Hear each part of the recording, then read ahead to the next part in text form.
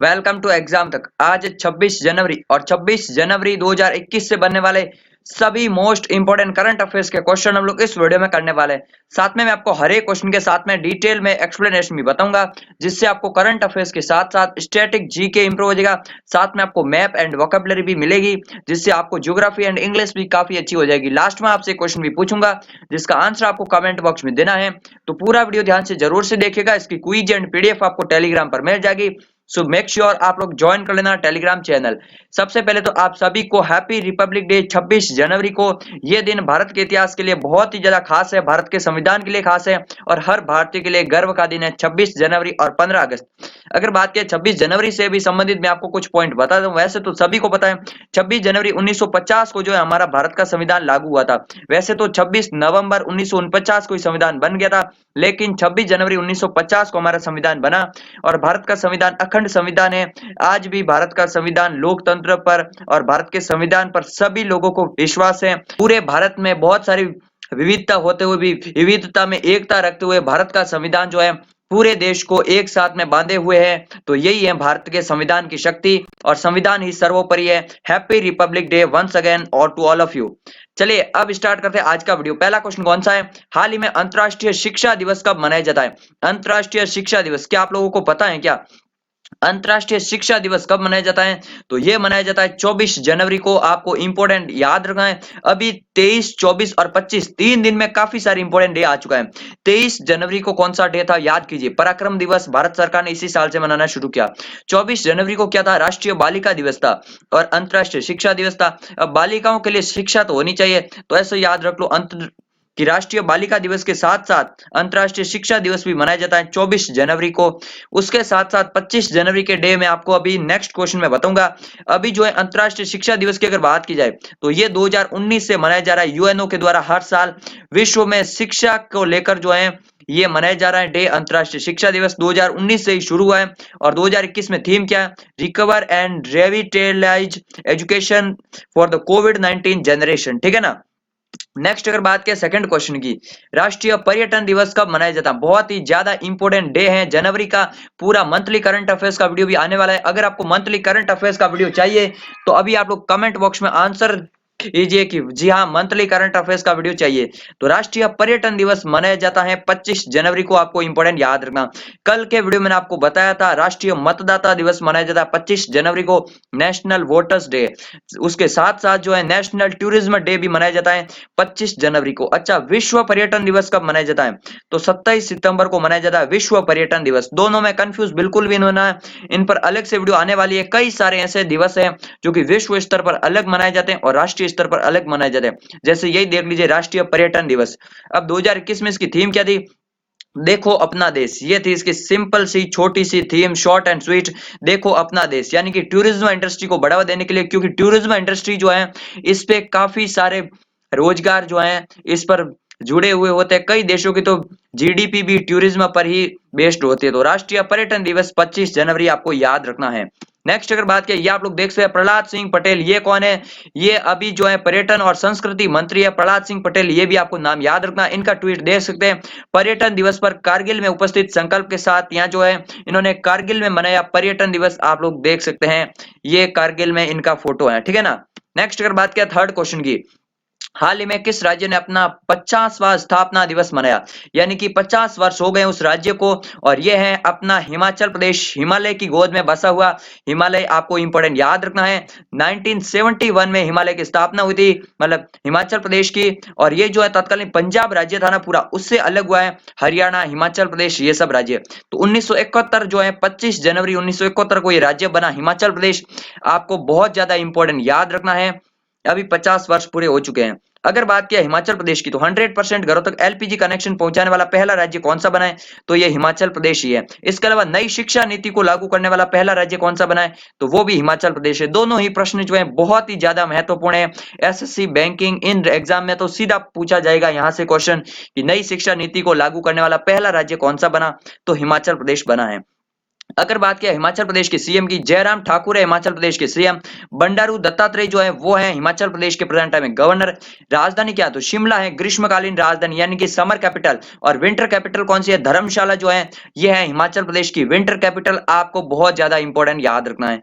Next अगर बात किया हिमाचल प्रदेश, ये देख सकते हैं नरेंद्र मोदी जी ने ट्वीट किया, हिमाचल प्रदेश राज्य के पूर्ण राज्यत्व दिवस के 50 वर्ष पूरे होने पर सभी प्रदेशवासियों को शुभकामनाएं। ये आप लोग देख सकते हैं, ठीक है ना। नेक्स्ट अगर बात किया चौथे क्वेश्चन की, फ्रेंड्स इस वीडियो को अपने सभी दोस्तों के साथ शेयर कीजिए। अगर आप इस सीरीज को पसंद करते हैं, डेली वीडियो देखते हैं, तो बहुत ही बढ़िया, आप एग्जाम में काफी अच्छा स्कोर करने वाले हैं। आपको नॉलेज काफी ज्यादा बूस्ट होने वाला है डेली करंट अफेयर्स का वीडियो देखने से, क्योंकि यहाँ पर आपको जीके आपका ओवरऑल नॉलेज जो है वो बूस्ट होता है। और अपने सभी दोस्तों को एग्जाम तक यूट्यूब चैनल के बारे में बताइए और डेली करंट अफेयर्स वीडियो देखने के बारे में भी जरूर से बोलिए। चौथा क्वेश्चन कौन सा है, सुभाष चंद्र बोस आपदा प्रबंधन पुरस्कार में 2021 में व्यक्तिगत श्रेणी के लिए किसे चुना गया। ये भी क्वेश्चन बड़ा ही अच्छा है, क्या बड़ा ही अच्छा क्वेश्चन है। सुभाष चंद्र बोस आपदा प्रबंधन पुरस्कार और 2021 के लिए इसमें जो है दो कैटेगरी बनी होते हैं। एक तो मिलता है किसी भी एक इंस्टीट्यूशन को या किसी एक संस्था को, तो संस्था में तो मिला इस साल sustainable environment and ecology development society यानी कि सीड्स, शॉर्टकट में सीड्स याद रखो, ठीक है ना। लेकिन व्यक्तिगत तौर पर जो है ना ये बड़ा पूछा जाता है एग्जाम में, तो राजेंद्र कुमार भंडारी जो है इनको मिला है व्यक्तिगत श्रेणी में। आपको इंपोर्टेंट याद रखना, राजेंद्र कुमार भंडारी को मिला है 5 लाख की पुरस्कार राशि मिलती है व्यक्तिगत में और 51 लाख मिलता है इंस्टीट्यूट में, ठीक है ना। तो सुभाष चंद्र बोस आपदा प्रबंधन पुरस्कार 2021 के बारे में याद रखना, राजेंद्र कुमार भंडारी को मिला है। डिजास्टर मैनेजमेंट के लिए ये अवार्ड दिया जाता है। नेक्स्ट अगर बात किया पांचवें क्वेश्चन की, हाल ही में किस देश के प्रधानमंत्री खुरल सुख उखना ने पूरी सरकार सहित इस्तीफा दे दिया। तो अभी खुरल सुख उखना ये जो है किस देश के प्रधानमंत्री थे, ये थे मंगोलिया देश के प्रधानमंत्री, जिन्होंने हाल ही में जो है रिजाइन दे दिया है। रिजाइन क्यों दिया है, कोविड-19 को मैनेजमेंट को लेकर इनके देश में इनका बहुत ज्यादा विरोध चल रहा था, इसी कारण से इन्होंने अपनी पूरी सरकार सहित इस्तीफा दे दिया। 2017 में बने थे, अभी इस्तीफा दे दिया है। अब मंगोलिया के बारे में आपको क्या याद रखना है, काफी ज्यादा याद रखना है। मंगोलिया की राजधानी क्या, उलान बटोर है मंगोलिया की राजधानी। मंगोलिया के राष्ट्रपति कौन है, तो मंगोलिया के राष्ट्रपति है कल्टा मगनी बटुगा। नाम याद नहीं रखना है और याद भी नहीं रहेगा, ठीक है ना, सही बता रहा हूं। मंगोलिया की मुद्रा क्या है, तो टोगरोग है मंगोलिया की मुद्रा, मंगोलियाई टोगरोग। मंगोलिया से संबंधित एक क्वेश्चन सबसे ज्यादा इंपॉर्टेंट याद रखना, उलान बटोर राजधानी तो याद रखना ही है। एक क्वेश्चन और याद रखना, भारत और मंगोलिया के बीच में एक युद्धाभ्यास होता है जिसका नाम है नो मैडिक एलिफेंट, वो बहुत ज्यादा याद रखना है। नो मैडिक एलिफेंट, फिर से सुन लीजिए, नो मैडिक एलिफेंट जो है ये भारत और मंगोलिया के बीच में होता है। कैसे याद रखना है, मंगोलिया जो है पूरा लैंड लॉक्ड देश है, यानी कि इसकी जो है समुद्री सीमा कहीं पर भी नहीं लगती, एशिया के मध्य में है। तो एलिफेंट कहां पर होता है, एलिफेंट जो है वो धरती पर ही होते हैं, ऐसा तो है नहीं कि समुद्र में होते हैं। तो ऐसे याद रखिए, नो मैडिक एलिफेंट यानी मंगोलिया के साथ होता है। ये मंगोलिया देख सकते हैं आप लोग, ऊपर है रशिया और नीचे है चाइना और बीच में है मंगोलिया। आप लोग देख सकते हैं लैंड लॉक्ड देश है मंगोलिया, उलान बटोर है कैपिटल। नेक्स्ट अगर बात करें छठे क्वेश्चन की, हाल ही में किसने हैदराबाद स्थित डीआरडीओ कार्यालय में integrated weapon system design centre का उद्घाटन किया है। आपको इंपॉर्टेंट याद रखना है, अभी जो integrated weapon system design centre का उद्घाटन किया है वेंकैया नायडू ने, जो कि भारत के हैं उपराष्ट्रपति प्रेजेंट टाइम में। कौन से नंबर के उपराष्ट्रपति है, तो 13वें उपराष्ट्रपति है, 13th vice president of India. आपको इंपॉर्टेंट याद रखना, राज्यसभा के चेयरमैन भी कौन है, तो वेंकैया नायडू है। क्वेश्चन बनता है कि राज्यसभा के सभापति का कार्यकाल कितना होता है, तो राज्यसभा के सभापति का कार्यकाल 5 वर्ष होता है। राज्यसभा के किसी भी मेंबर का कार्यकाल पूछ लिया जाए तो 6 वर्ष होता है। राज्यसभा का कार्यकाल पूछ लिया जाए तो राज्यसभा स्थायी होती है, उसका कोई कार्यकाल नहीं होता है। ये 3 क्वेश्चन बनता है राज्यसभा के कार्यकाल से, और तीनों ही क्वेश्चन में आप लोग कंफ्यूज तो 100% होते ही होते हो। अगर आप लोग डेली करंट अफेयर्स देखते हैं तो आपको ये सब नॉलेज मिलता रहता है छोटा मोटा। अब अगर बात की जाए डीआरडीओ की, तो डीआरडीओ के बारे में तो आपको सब पता ही है, नई दिल्ली में हेडक्वार्टर है, जी सतीश रेड्डी इसके अध्यक्ष हैं। 1 जनवरी को डीआरडीओ डे मनाया जाता है और 1958 में डीआरडीओ की स्थापना हुई थी। उस साल जो है नासा की भी स्थापना हुई थी। अब नासा का भी याद कर लो साथ में, 1958 में डीआरडीओ के साथ साथ नासा की भी स्थापना जो है 1958 में ही हुई थी। ये जो है ना, नेक्स्ट आप लोग देख लीजिए, ट्वीट देख लीजिए, APJ Abdul Kalam missile complex in Hyderabad है, जहां पर 25 जनवरी को इनोग्रेट किया इन्होंने integrated weapon system design centre का। आप लोग देख सकते हैं वेंकैया नायडू को।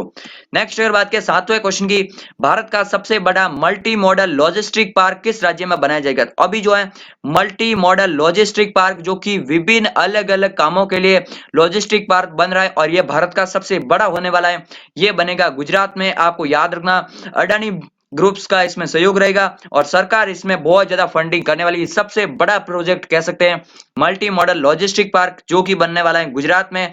सरकार इस दिशा में काम करने को काफी ज्यादा जो है उत्सुक है। तो गुजरात में बन रहा है, ये आपको याद रखना। अब गुजरात की राजधानी क्या है? गांधीनगर है राजधानी। सीएम कौन है? विजय रूपाणी सीएम है। आचार्य देवव्रत गवर्नर है। गिर नेशनल पार्क आपको याद रखना है, सौराष्ट्र में है। कच्छ का रण नेशनल पार्क भी आपको याद रखना है। इसके अलावा क्या याद रखना? सूरत और अहमदाबाद में मेट्रो होगी शुरुआत, जो कि अभी जो है क्या कर दी है। इसके अलावा सी प्लेन की सेवा भी जो है गुजरात के अहमदाबाद से स्टैच्यू ऑफ यूनिटी के बीच में शुरू की गई है। गुजरात सबसे ज्यादा जो है समुद्री सीमा बनाने वाला भी भारत का राज्य है। ये इस तरह से गुजरात के मैप में जो है सबसे ज्यादा समुद्री सीमा लगाता है। नेक्स्ट अगर बात करें 8वें क्वेश्चन की, हाल ही में नरेंद्र लूथर का निधन हो गया, उनके बारे में कौन सा कथन सत्य है? तो भी नरेंद्र लूथर का निधन हो गया। ये कौन थे? शायद आपने तो पहली बार ही नाम सुना होगा। ये जो है 1950 बैच के आईएएस अधिकारी, इतना इंपॉर्टेंट नहीं है भाई, आईएएस थे ठीक है, लेकिन वो हैदराबाद तत्कालीन जो हैदराबाद राज्य थे उसके इतिहासकार भी रह चुके हैं, साथ में लेखक और कवि भी थे। तो इन्हीं तीनों उपलब्धियों के कारण इनका नाम थोड़ा इंपॉर्टेंट हो जाता है। आपको याद रखना नरेंद्र लूथर का, जो कि हैदराबाद राज्य से संबंधित थे और आईएएस ऑफिसर भी थे, लेखक और कवि भी थे, इसलिए आपको नरेंद्र लूथर का नाम याद रखना है। नेक्स्ट अगर बात क्या है, ये है वोकैबुलरी।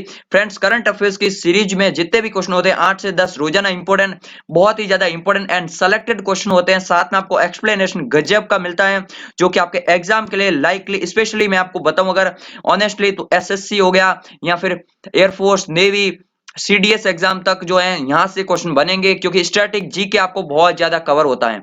अब नेक्स्ट है ईडीएम फ्रेज, जो कि इंग्लिश की वोकैबुलरी के तहत आते हैं।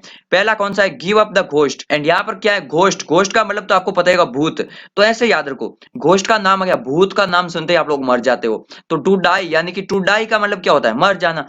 Give up to the ghost यानी कि मर जाना, टू डाई। नेक्स्ट कौन सा है? Green horn.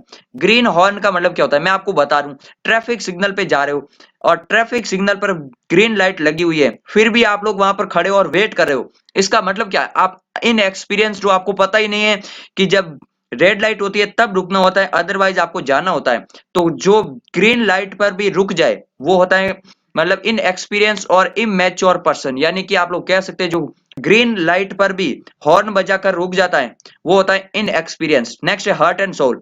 हार्ट का मतलब होता है हृदय और सोल मतलब आत्मा, जो सच्चे दिल से with complete faith and dedication से कोई भी कार्य करता है उसको कहते हैं हार्ट एंड सोल। जो आत्मा हृदय से काम करे वो तो कंप्लीट फेथफुल ही होगा, डेडिकेशन से ही होगा। जैसे कि मैं आपके लिए करंट अफेयर्स का वीडियो बना रहा हूँ full with the heart and soul, full dedication के साथ बना रहा हूँ आपके लिए वीडियो। आप भी मेहनत करते हैं, आप भी जरूर से सक्सेस होंगे। नेक्स्ट है इन a fix. In a fix का मतलब क्या होता है? इन अ डिफिकल्ट मेंटल स्टेट, यानी कि कोई भी जिसकी मेंटल हालत जो है ना बहुत ही ज्यादा खराब हो जाती है। इन अ फिक्स मतलब कि वो जो है फिक्स ही नहीं कर पाता कि अब उसको क्या करना है। ऐसे ऐसे आप लोग याद रखो, वो कुछ भी फिक्स भी नहीं कर पाता है कि अब आगे उसको क्या करना है, उसका करियर क्या होगा। तो मतलब इन अ डिफिकल्ट मेंटल स्टेट, ये है ईडीएम फ्रेज। और ईडीएम फ्रेज जो आते हैं एग्जाम में और बहुत सिंपल भी होते हैं। नेक्स्ट है लास्ट है पांचवा, इन द डोल ड्रम्स। डोल ड्रम्स का मतलब होता है टू बी डिप्रेस्ड, डिप्रेशन में हो जाता है या डिप्रेस्ड में होता है उसको कहते हैं इन द डोल ड्रम्स, यानी कि निराशा में जो होता है उसको कहता है इन द डोल ड्रम्स। तो पांचों याद रखना है, give up the ghost, green horn, heart and soul, in a fix, in the doldrums. अब एक कल का सवाल का answer, global fire power index 2021 में टॉप पर कौन सा रहा? यूएसए रहा है टॉप पे, रशिया सेकंड पे, चाइना थर्ड पे, इंडिया रहा है चौथे नंबर पे, भूटान रहा है सबसे नीचे।